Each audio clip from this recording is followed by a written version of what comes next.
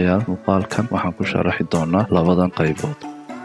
halkaas sare wuxuu barnaamijku isbarbar dhigi doonaa kharashkii kaa baxay shalay iyo kharashkii maanta baxay. halkaa ku xigtana barnaamijku wuxuu isbarbar dhigi doonaa kharashkii baxay bishii hore iyo kharashkii baxay bishan socota. mid ka mid aad gujisid waxaad arki doontaa isagoo kuu soo taxaya ama kuu soo dhigaya dhammaan dhaqdhaqaaqyadii dhacay xilliga. sida inoo muuqata mid kastoo ka mid ah wuxuu kuu soo dhigi doonaa wadarta lacagtii baxday. mid ka mid ah dhaqdhaqaaqyadan guji sidaad u aragtid fariintii xambaarsanayd dhaqdhaqaaqan ee ku jirtay inboxka moobilkaaga.